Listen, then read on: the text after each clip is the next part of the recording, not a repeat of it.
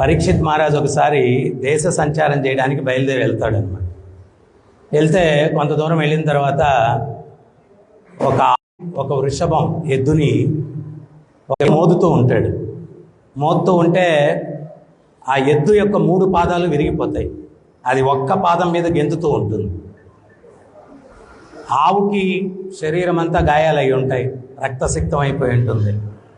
అది చూసి పరీక్షిత్ మహారాజు ఆయన చాలా క్షుద్రుడై తన అస్త్రాలు తీసుకొని ఆ వ్యక్తిని దండించడానికి సిద్ధమవుతాడు. అప్పుడు వాడు కలిపురుషుడు ఆ రాజు వేషం వేసుకొని ఆ గోవుని ఎద్దుని హింసిస్తున్నటువంటి వ్యక్తి. ఆడికి అర్థమైపోయింది పరీక్షిత్ మహారాజ్ చేతుల్లో నుంచి తప్పించుకునేదానికి అవకాశం లేదని. కలి అంటే age of quarrel and hypocrisy, కపటానికి కొట్లాటలకి యుగం అని చెప్తారు. వాడు చాలా కపటంగా అందరికీ ఆశ్రయం ఇచ్చి రక్షించేటువంటి మీరు నన్ను దండిస్తే ఎట్ట స్వామి అని చెప్పి శరణాగతి పొందుతాడు. అప్పుడు పరీక్షిత్ మహారాజ్ సరే శరణ పొందిన వాడిని ఏం చేయకూడదు కదా అని నా రాజ్యంలో ఉండద్దు వెళ్ళిపోమంటాడు. వాడు చాలా కపటంగా అందరికీ ఆశ్రయం ఇస్తున్నారు, నన్ను ఒక్కడనే వెళ్ళిపోమంటున్నారు, నాకు కూడా ఆశ్రయం ఇవ్వండి అని చెప్పి అడుగుతాడు. అప్పుడు పరీక్షిత్ మహారాజ్ చెప్తాడు, ఆయన చాలా కాన్ఫిడెంట్గా ఉంటాడు, ఏంటంటే ఈ 4 వ్యసనాలు ఆయన రాజ్యంలో జరగవని. ఆయన ఏం చెప్తారు అంటే 4 ప్రదేశాలు ఇస్తాను నీకు, ఎక్కడ మాంసభక్షం జరుగుతుందో, ఎక్కడ వ్యభిచారం జరుగుతుందో, ఎక్కడ జూదం ఆడతారో, ఎక్కడ మద్యాన్ని సేవిస్తారో, ఈ 4 ప్రదేశాల్లో నువ్వు ఉండొచ్చు అంటాడు. అంటే పరీక్షిత్ మహారాజు పరిపాలనలో ఈ 4 జరగట్లేదు. ఇప్పుడు మన రాజులందరూ కూడా ఏమనుకుంటారంటే ఈ 4 జరిగితేనే రెవెన్యూ, లేకపోతే ఎవరు ముద్ద దిగదు, ముద్ద దొరకదు అని చెప్పి అనుకుంటారు. సో అప్పట్లో అంటే పరిపాలకులు ముఖ్యంగా ధర్మం మీద ఆధారపడి ఉండాలి. అందుకనే భీష్మ పితామహుడిని ధర్మరాజు అడుగుతాడు, ఎవరు రాజుకు ఉండాల్సిన అర్హత ఏంటి అంటాడు. మొట్టమొదట భగవద్భక్తుడై ఉండాలా, ధర్మాన్ని బ్రాహ్మణులను పూజించేవాడై ఉండాలి. భగవద్భక్తుడైనప్పుడు ధర్మం, భగవంతుడు ఇచ్చిన ధర్మం మీద విశ్వాసం ఉంటుంది. ఆ విశ్వాసంతో అతను దాన్ని ఆచరిస్తాడు, అందరినీ ఆచరించేటట్టు చేస్తాడు అనమాట. ఈరోజు కుటుంబాలు ఈ వ్యసనాల వల్ల నాశనం అయిపోతూ ఉన్నాయి, కానీ గవర్నమెంటు దాన్నేమీ పట్టించుకోదనమాట. సో ముఖ్యంగా ప్రజలను తన కన్న బిడ్డల్లాగా భావించేటువంటి వాడే పరిపాలకుడు. ప్రజ అంటే కేవలం మనుషులే కాదంట, సర్వజీవులు, ఆ రాజ్యంలో ఉండే సర్వజీవుల్ని కూడా రక్షణ బాధ్యత తీసుకునేటువంటి వాడు రాజు అన్నమాట. సో ఈ 4 ప్రదేశాలులో నువ్వు నివసించవచ్చు అని చెప్పి పరీక్షిత్ చెప్పాడు. అప్పుడు వీడు చాలా తెలివిగా, ఈయన పరీక్షిత్ పరిపాలనలో ఈ 4 వ్యసనాలు ఎవడు చేయడు, నాకు ప్రదేశమే లేకుండా పోతుంది, ఇంకొక ప్రదేశం కావాలన్నాడు. ఏంటది అంటే బంగారు ఎక్కువ ఎక్కడైతే ఉంటుందో అక్కడ నేను ఉండేటట్టుగా కొలువేవు ఉండేటట్టుగా అవకాశం ఏంటి అని. సో ఈ 5 ప్రదేశాలు పరీక్షిత్ మహారాజు కలిపురుషుడికి ఇచ్చాడు. అందుకనే చూడండి, ఈ 4 వ్యసనాలు ఎక్కడ జరుగుతాయో అక్కడ శాంతి ఉండదు. ఎందువల్లంటే కలిపురుషుడు అక్కడ ఉంటాడు. అక్కడ తాగేసి కొట్లాడుకుంటారు, జూదం ఆడి కొట్లాడుకుంటారు, వ్యభిచారం వల్ల రకరకాలు, ఇంకా మనం చెప్పాల్సిన అవసరం లేదు. ఈ 4 ఎక్కడ ఉంటాయి అక్కడ కలిపురుషుడు ఉంటాడు, అక్కడ నా శాంతి నా సుఖం, వాడికి శాంతి ఉండదు, సుఖం ఉండదు. సో అందువల్ల వాటిని దూరంగా ఉండాలా అంటే భక్తి చేయాలి. భక్తి చేయకపోతే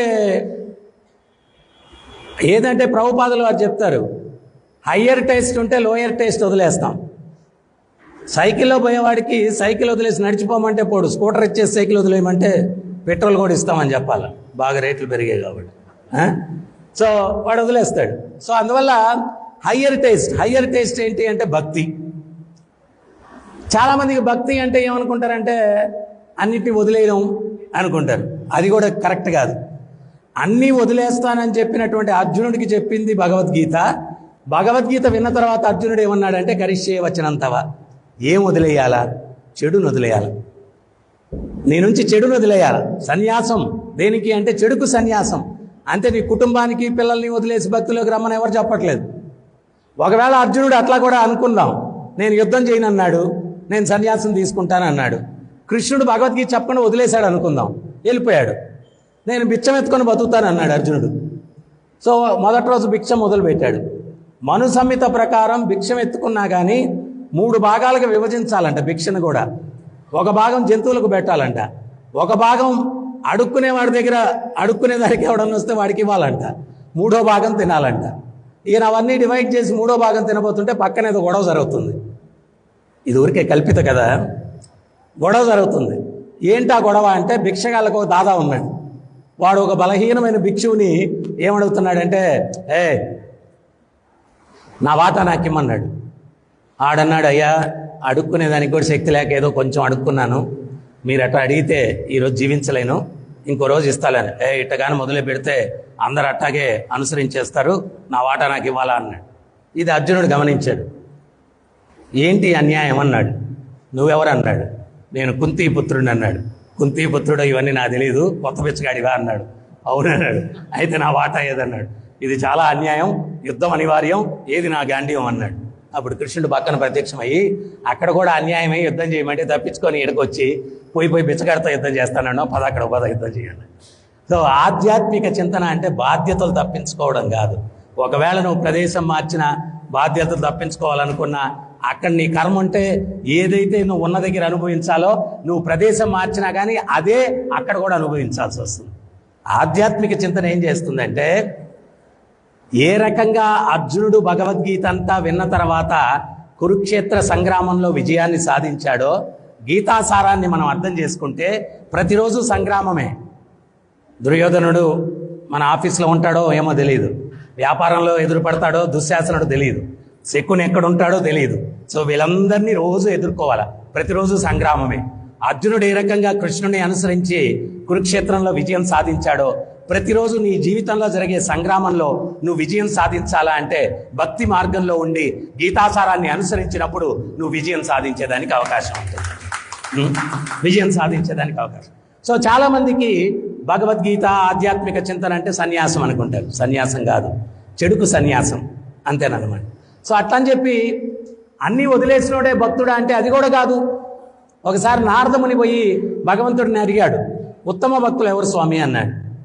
అప్పుడు నారదుల వారు చెప్పారు, ఫలానా గ్రామంలో ఒక రైతు ఉన్నాడు, అతను ఉత్తమ భక్తుడు అన్నాడు. అసలు నారదుడు అడగడంలో ఉద్దేశం ఏంటి అంటే, భగవంతుడు నువ్వే ఉత్తమ భక్తుడు అని చెప్పి అంటాడేమోనని అడిగాడు. సో భగవంతుడేమో ఏదో గ్రామం పేరు చెప్పి అక్కడ ఒక రైతు ఉన్నాడు, ఆడు ఉత్తమ భక్తుడు అన్నాడు. నారదుడికి అంతుపట్టలేదు. అదేంటి స్వామి, ఆ రైతు ఎట్లా ఉత్తమ భక్తుడు అవుతాడంటే, పోయి నువ్వే చూసిరా అన్నాడు. నారదుడు ఆ రైతు ఇంటి దగ్గరికి వచ్చాడు, గమనిస్తున్నాడు. ఆయన ఉదయం లేచాడు, ఏదో పూజ అది చేసుకున్నాడు, తర్వాత పొలం పనికి వెళ్ళాడు. ఆ పనులు చేసేటప్పుడు అప్పుడప్పుడు కృష్ణ రామ గోవింద హరే కృష్ణ అని చెప్పి అనుకుంటా ఉన్నాడు. ఆయన చూశాడు, వచ్చేసాడు. వచ్చి ఆడేదో అడపదడప అప్పుడప్పుడు కృష్ణారామ అనుకుంటున్నాడు, ఆడెత్త ఉత్తమ భక్తుడు అవుతాడు, నేను రాత్రి పగలు మీ నామం స్మరిస్తాను, నేనెట్ట భక్తుడు కాకుండా పోతాను అంటాడు. అప్పుడు నారదుల వారితోటి కృష్ణుడు ఒక మాట అంటాడు, సరే నారదా, ఇవన్నీ తర్వాత ఒక పాత్రను నినుకు నూనెచ్చి, అక్కడ రాజమండ్రిలో ఇస్కాన్ గుడి ఒకటి ఉంది, చుట్టూ దశావతారాలు కూడా ఉంటాయి. ఆ నూనె పాత్రలో ఉన్న నూనె కిందకి ఒక బిందువు కూడా పడకుండా ఒక 108 ప్రదక్షిణాలు చేసి వచ్చేవయా, దశావతారాలను చుట్టినట్టు ఉంటుంది, నన్ను రాధాకృష్ణ చుట్టినట్టు ఉంటుంది, ఒక 108 ప్రదక్షిణాలు చేసిరా అన్నాడు. ఈయన పోయేసి 108 ప్రదక్షిణాలు చేసి వచ్చేశాడు. వచ్చిన తర్వాత భగవంతుడు అడిగాడు, నువ్వు ఈ ప్రదక్షిణాలు చేసేటప్పుడు ఎన్నిసార్లు నన్ను గుర్తు తెచ్చుకున్నావు అన్నాడు. స్వామి, ఆ పాత్రలో నుంచి నూనె కింద పడకూడదని చెప్పి దాని మీదే ధ్యానం పెట్టాను కానీ మిమ్మల్ని స్మరించలేదు అన్నాడు. నీకు ఒక పని చెప్తే నన్ను అసలు మర్చిపోయావు, ఆడేదో పని పాటు చేసుకుంటే అప్పుడప్పుడు కృష్ణకి రామ అనుకుంటున్నాడు కదా, నీకన్నా వాడు బెటర్ కదా నీకన్నా వాడు బెటర్ కదా అన్నాడు. అందుకని చెప్పి వాడిని ఉత్తమ భక్తుడు అని చెప్పి చెప్పాను అని. సో చైతన్య మహాప్రభు చెప్పారు, ఆయన సంకీర్తన చేసుకుంటూ గ్రామాలంతా తిరుగుతూ ఒక గ్రామం నుంచి ఇంకో గ్రామానికి వస్తుంటే, సాక్షాత్తు భగవత్ అవతారం కదా, ఆ గ్రామాల్లో వాళ్ళందరూ ఆయన వెనకాల వచ్చేసి మేము మీతో వచ్చేస్తాం, ఇల్లు వాకిలి వదిలేసి అని చెప్పంటే, అప్పుడు చైతన్య మహాప్రభు ఏం చెప్పారంటే, స్థానే స్థితే, మీరున్న ప్రదేశంలో ఉండండి, అక్కడ ఉండి భక్తి చేసుకోండి, మీ యొక్క కుటుంబ కార్యక్రమాలన్నీ చేసుకోండి, రోజులో కొంత సమయం మిగులుతుంది, దాన్ని చెడుకు వినియోగించకుండా సత్సంగానికి సాధనకి వినియోగించుకొని మీ జన్మను చరితార్థం చేసుకోండి అని చెప్పి చైతన్య మహాప్రభు చెప్పారు. సో అందువల్ల మనం ఏంటి అంటే కొంతమంది చెప్తారు కలియుగం కదా, కలి ప్రభావం ఉంటుంది, మనం తప్పులు చేస్తూ ఉంటాము, కానీ మా దగ్గరికి వస్తే పాపాలు కడిగేస్తాము, ఇదేదో చెప్తూ ఉంటారు. కానీ వర్షాకాలం అని చెప్పి మనం వర్షంలో దడుస్తూ పోతామని చెప్పండి, ఏం చేస్తాం? గొడుగు పెట్టుకుంటాం, రెయిన్ కోట్ వేసుకుంటాం, కవచం ధరిస్తాం. ఎండాకాలం అని చెప్పి ఎండలో తిరిగేస్తాం, ఆ గొడుగు పెట్టుకుంటాం. అదే రకంగా కలికాలం అయినప్పటికీ కూడా కృష్ణ కవచాన్ని నువ్వు ధరిస్తే కలి ప్రభావం నిన్ను అంటకుండా ఉంటుంది. మరి కృష్ణ కవచం ఏంటి? కృష్ణ కవచం చాలా సింపుల్. నువ్వేం ఎక్కడ మార్కెట్లో దొరుకుతుంది స్వామి అని అడగద్దు. కృష్ణ కవచం అంటే ఏంటి అంటే నామం. కలికాలే నామరూపే కృష్ణ అవతార్. కృష్ణుడు కలియుగంలో నామరూపంలో ఉన్నాడు. అర్జునుడితో కృష్ణుడు ఉండబట్టి గెలిచాడు అర్జునుడు. అదే రకంగా మనతో కూడా కృష్ణుని ఉంచుకోవాలి. ఎట్లా ఉంచుకోవడం అంటే తస్మాత్ సర్వేషు కాలేషు మామనుస్మరణ యుధ్యచ, ఎప్పుడు ఆయన్ని స్మరిస్తూ. ఈ యొక్క కాంపిటేటివ్ ప్రపంచంలో టెన్షన్స్ ఉంటాయి, కలతలు ఉంటాయి. నేను మొన్న హైదరాబాద్ వెళ్ళినప్పుడు అక్కడ ఉపన్యాసం చెప్తే అదే చెప్పాను.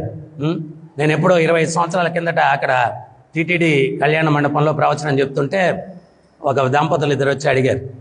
ఒక భార్య భర్తను చూపించి అంటుంది, అయ్యా మా ఆయన స్వామి గురువుగారు పడుకుంటాడు, నిద్రపోడు, అటు ఇటు దొల్లుతూ అంటా ఉంటాడు. నేను అన్నాను, ఏంటయ్యా ఈ మ్యూజిక్ అన్నాను. మ్యూజిక్ పాడా స్వామి, రోజంతా వ్యాపారంలో చాలా ప్రాబ్లమ్స్, పడుకుంటే అవన్నీ గుర్తొస్తాయి, నిద్ర పట్టదు, అందుకని అని చెప్పి అటు ఇటు దొలుతూ ఉంటాను. అప్పుడు నాకు ఒక మాట గుర్తొచ్చింది, ఒక పాట. పురంధరదాసు మన అన్నమయ్యలాగా పెద్ద వాగ్గేయకారుడు కర్ణాటకలో, ఆయన ఒక పాట పాడతాడు. నరజన్మ బంధాగ నాలిగే ఇరువాగ కృష్ణ అనబారదే. నరుడి జన్మం ఎత్తిన తర్వాత నాలుకన్న దున్న తర్వాత కృష్ణ అని ఎందుకు అనకూడదు?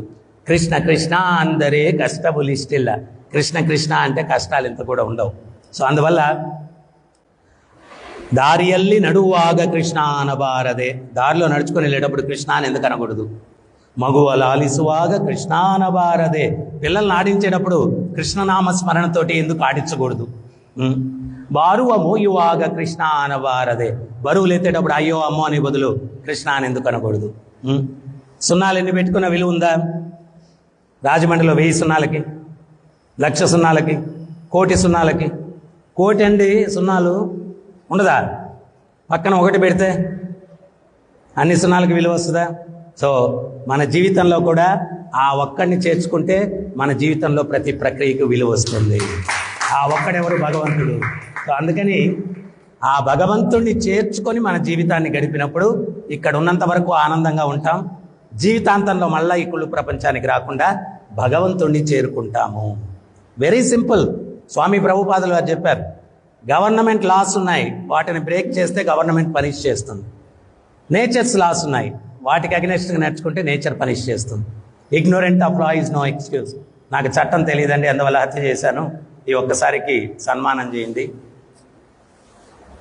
సామాన్య సమాజంలో చట్టం తెలుసుకొని జీవనాన్ని గడపాలి. ప్రకృతిలో జీవించేటప్పుడు ప్రకృతి చట్టాలు తెలుసుకొని జీవనాన్ని గడపాలి. ఆ ప్రకృతి చట్టాలు తెలియపరిచేటువంటిదే Bhagavad Gita. Dos and do nots, ఏం చేయొచ్చు ఏం చేయకూడదు. ఈరోజు అభిషేకానికి కూడా చాలా తక్కువ మంది వచ్చారు. కారణం ఏంటో తెలుసు నాకు. వరలక్ష్మి పూజ, వీళ్ళన్నీ పాపాలు చేసేసి అమ్మవారిని పూజించేస్తే ఫోటో కూడా ఈరోజు సెలెక్ట్ చేసుకొని ఉంటారు. ఆమె చేతిలో నుంచి బంగారు నాణ్యాలు పడుతుంటాడు ఆ ఫోటో. అది పెట్టుకొని పూజ చేస్తే అన్ని బంగారు నాణ్యాలే పడిపోతాయి అనుకుంటాడు. ధర్మంగా నడుచుకుంటే ధర్మో రక్షతి రక్షతః. ధర్మాన్ని నువ్వు ఆచరిస్తే ధర్మం నిన్ను కాపాడుతుంది, రక్షిస్తుంది. అంతేగాని ఊరికే అన్ని పాపాలు చేసేసి మనం పూజలు చేసినంత మాత్రాన అబ్బాయి పూజ చేసినా కానీ ఏం మార్పు రాలేదు, సంచులు బంగారు నాణ్యాలు సంచులు పడలేదు, ఇవన్నీ. లక్ష్మీదేవి చివరిగా ఒకటి చెప్పి ముగిస్తాను నేను. భక్తుడి వాకిట ముంగిట ఒకరోజు వైకుంఠానికి వెళ్ళిందండి, నారదముని వెళ్ళాడంట. లక్ష్మీదేవి చాలా చింతాగ్రస్తురాలై కూర్చొని ఉందంట. ఏం మాటల కలత చెందున్నావు? నా స్వామి ఎక్కడికి వెళ్ళాడో తెలీదు, ఆయన లేకపోతే ఆనందం ఎక్కడ ఉంటుంది అనిందంట. ఆ మాట నన్ను అడుగుంటే నేను చెప్పే దాన్ని తల్లి, ఆయన ఎక్కడున్నాడు దాన్ని. బలి చక్రవర్తి ఆత్మ నివేదనం తను తాను అర్పించేసుకున్నాడని చెప్పి ఆయనకి ద్వారపాలకుడై ఉన్నాడు మీ స్వామి కాపలా కాసుకుంటూ అని, ఆయనకి రక్షణ కల్పించడానికి. మరి ఎట్లా నా స్వామిని నేను తిరిగి పొందడం? అప్పుడు చెప్పాడు నారదముని, బలి చక్రవర్తి దానాలు ఇవ్వడంలో దిట్ట, రోజు దానం ఇస్తాడు. మీరు వెళ్ళి ఆయన దగ్గర మాట తీసుకోవాలా, మాట తప్పనని చెప్పి, మీరు అడిగింది ఇస్తానని చెప్పి, అప్పుడు ఆయన అడగండి అని చెప్పాడు. అప్పుడు ఈమె మారువేషంలో వచ్చింది లక్ష్మీదేవి. వచ్చి బలిచక్రవర్తి వాకిట ముంగిట అర్థించడానికి నిలబడింది. అందరికీ అభయములు ఇచ్చే తల్లి అక్కడ చేతులు చాచి యాచించడానికి నిలబడింది బలిచక్రవర్తి వాకిట ముంగిట. అప్పుడు ఈమె వంతు వస్తే బలిచక్రవర్తి అడిగాడు, ఏమ్మా ఏం కావాలి నీకు అన్నాడు. నాయనా, నేను అడిగింది ఇస్తానంటేనే అడుగుతాను, లేకపోతే నీకుండే మంచి పేరు చెడిపోతుంది ఇవ్వకపోతే. అమ్మా, ఇంతవరకు మాట తప్పింది లేదు, నేను మీరేమడిగినా ఇస్తానని. ఖచ్చితంగా ఇస్తావు కదా నాయన, నా భర్తను నాకు తెచ్చి నాయన అని అడిగింది. అప్పుడు నీ భర్త ముల్లోకంలో ఎక్కడున్నా కానీ నేను తెచ్చి ఇచ్చదను కాక అని మాటిచ్చాడు. ఎవరమ్మా నీ భర్త అన్నాడు. నీ ద్వారపాలకుడు నాయన అని. అప్పుడు నిజ రూపం దాల్చింది. అప్పుడు లక్ష్మీదేవి, అరే అరే అరే రే, నా స్వామి లేకుండా నేనెట్టుండేది అని బాధపడుతుంటే, స్వామి మాట ఇచ్చాను వెళ్ళాలా, కానీ మీరు లేకుండా నేనెట్ట స్వామి, శూన్యాయుతం జగత్ సర్వం గోవింద విరహేనని. ఆ గోవిందుడు లేకపోతే భక్తుడికి జగత్తంతా శూన్యమంట. మీరు లేకుండా నేనెట్ట స్వామి ఉండేది అంటే, అప్పుడు స్వామి చెప్పాడు, లక్ష్మితో వైకుంఠానికి వెళ్తాను, నీ ద్వారపాలకుడిగా ఇక్కడ కూడా ఉంటాను అన్నాడు. రావణాసురుడు ఒకసారి వచ్చాడంట. వస్తే బలిచక్రవర్తి లోపలికి వెళ్ళాలా అంటే ఆ ద్వారంలో అయిన వృద్ధుల్లా కూర్చోన్నాడంట స్వామి. ఒక చక్రం గర్రం తిరుగుతూ ఉందంట. అప్పుడు ఈ రావణాసురుడు అన్నాడంట, ద్వారంలో ఈ చక్రం అడ్డంగా తిరుగుతుంది, కొంచెం పక్కన పెట్టవా అన్నాడంట. చూస్తున్నావు కదా ముసలోడిని, కొంచెం నువ్వే తీసి పక్కన పెట్టేసి ఎళ్ళు లోపలికి అన్నాడు. భగవంతుడి చక్రాన్ని దాకేటువంటి శక్తి ఎవరికన్నా ఉందా?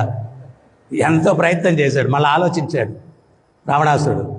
ద్వారపాలకుడి అస్త్రమే ఇంత శక్తివంతంగా ఉంటే ఇంకా బలిచక్రవర్తి ఇంకా ఎంత శక్తివంతుడో ఏమో. ఎందుకు వచ్చిందిలే, భగవంతుడిని పిలిచి ఒక తన్ను తన్నాడంట, పోయి వచ్చి లంకలో పడ్డాడు. సో ఇట్లాగా స్వామి ద్వారపాలకుడు అయిపోయాడు. భక్తుని స్థాయి అది. లక్ష్మీ అమ్మవారు ఆ భక్తుని వాకిట ముంగిట చేయి చాచి నిలబడుకునింది అనమాట.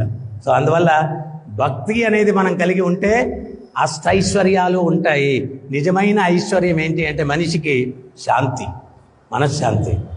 ఈరోజు పాదచారుల నుంచి అంతరిక్షం దాకా టెక్నాలజీ పెరిగింది, ఎవడికి శాంతి లేదు. ఎవడి ముఖమన్నా చూడండి, ఏవం ప్రసన్న మనసు లేదు, ఇట్లా ముఖం చిచ్చుకొని ఉంటాడు. ఎదురు పడితే ఏడిస్తే బాగోదు కాబట్టి గుడ్ మార్నింగ్ అన్న మళ్ళా. ఎందువల్ల మనసులో సంగ్రామం జరుగుతుంది, ప్రాబ్లమ్స్. అవి పోవాలా అంటే మంత్ర, మన్ అంటే మనసు, త్రా అంటే మనసులోని కలతలను తొలగించేది. వెరీ మీనింగ్ ఆఫ్ మంత్ర అదే. మన్ అంటే మనసు, త్రా మనసులోని కలతలను తొలగించేది.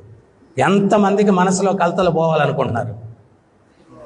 హరే కృష్ణ హరే కృష్ణ కృష్ణ కృష్ణ హరే హరే, హరే రామ రామ రామ హరే హరే. ఇది షౌడశక నామ్నాం కలికల్మషనాశనం నాతరో పరతరోపాయత్ సర్వవేదేషు రుచ్యతి. ఈ 16 పదాలైన భగవంతుని ఎవరైతే చెప్పిస్తారో కల్మషనాశనం, కలికాలంలో ఉండే కల్మషాలన్నీ నాశనం అవుతాయి. నాతరో పరతరోపాయత్ సర్వవేదేషు రుచ్యతి. వేదాలు మొదటి నుంచి చివరి దాకా తిరగవేసిన ఇంతకు మించిన తరుణోపాయం ఇంకోటి లేదు. అందువల్ల ప్రతినిత్యం కూడా ఈ మహామంత్రాన్ని జపించండి. ఈ 4 దుర్వ్యసనాలకి దూరంగా ఉండండి. అవకాశం ఉన్నప్పుడల్లా భగవద్గీత, భాగవతం ఇవి చదువుకుంటూ ఆధ్యాత్మికంగా ఉద్యోగాలు, వ్యాపారాలు ఎవరు మానమని చెప్పట్లేదు, అవి చేసుకుంటూ భగవంతుడిని మీ జీవితంలో కలుపుకొని ఉన్నంత వరకు శాంతిగా జీవించి జీవితాంతంలో మళ్ళీ ఈ కుళ్ళు ప్రపంచానికి రాకుండా భగవంతుడిని చేరుకునేదానికి ఈ విలువైన మనుష్య జీవితాన్ని వినియోగించండి.